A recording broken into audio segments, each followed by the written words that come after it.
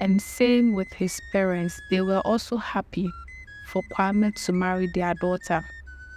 Soon they were happily married.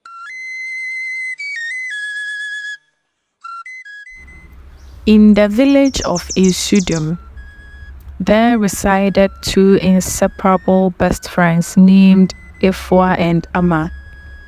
Their bond was unbreakable as they did everything together, from visiting the village river to sharing meals. Ifwa was from a middle-income family, making life comfortable for her. Amma, on the other hand, lost her father when she was a very little girl. Her mother single-handedly took care of her, causing her to incur costs with much debt on her shoulders to pay. Despite all this, the two young friends still had dreams and aspirations of being prominent people in the future. Ifwa was always looking out for Amma.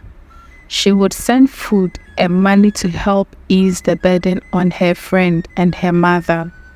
Amma was so grateful to Ifwa for all she does for her. One afternoon, when the two went to the river to swim, they came across a very handsome gentleman in the river. They were pleasantly surprised because they seemed to be the only two who normally go to the river to swim at that time. The ladies fast forward became friends with Kwame, which made other ladies envious in the village. Far from their expectations, their friendship took a turn. Amma's world was upended when her auntie from another village arrived to take her away for a better life.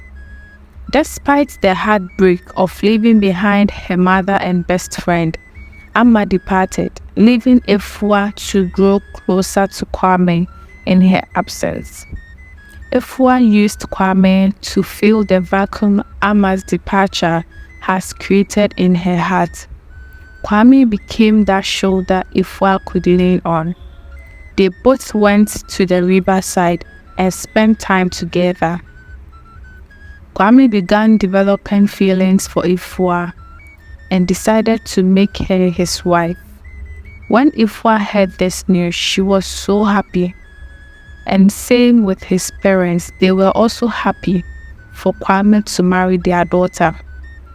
Soon they were happily married, and Kwame decided to set up a small business in the market square for his wife. This was good news to Ifwa. She began selling fruits and other vegetables to the villagers. Market was good and everything was going on smoothly for them. 3 years later, Amma returned to the village. After the news of her mother's illness reaching her, Amma was very unhappy in her auntie's house. She was always maltreated and beaten, and was sometimes stabbed. She was relieved upon returning back to the village because she knew she was free from her auntie. Ifwa and Kwame were both happy as Amma is back to the village. But fortune didn't smile on Amma. Her mom died few days after her return. She was so sad and heartbroken. Sorrow consumed her. When her mother was buried, she decided to leave the village, but Ifwa pleaded with her to stay so that she could help her gain her feet. But Amma explained that she doesn't have a place to stay. Again, Ifwa opted to give her a spare room on their compound.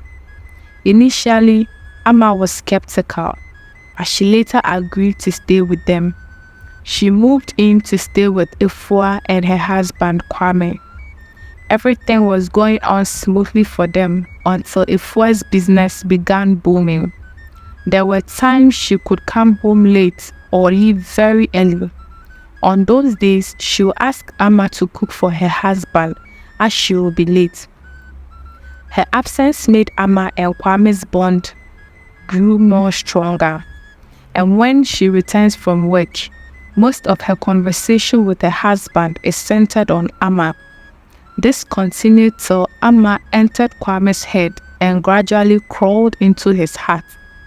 He began anticipating his wife's absence so that he could spend time with Amma. He began treating Amma nicely. Amma was touched because no one did those things for her. She also began developing feelings for Kwame. Both fought themselves to ignore those feelings, but to no avail. Amma then decided to move out of their hearts, but Ifwa won't let her. One day, the unexpected happened. Kwame and Amma were consumed by their feelings, and they did the unexpected. At first, they were remorseful, but it continued, and now they were neither ashamed nor remorseful. Their illegal affair continued, and their feelings for each other grew till Amma took in. All this while, Ifwa didn't realize Amma was warming her husband's bed. Amma's pregnancy was 3 months when Ifwa realized she was pregnant. She asked who the father of the unborn child was, but Amma refused to answer. It was there that Ifwa began joining the dots.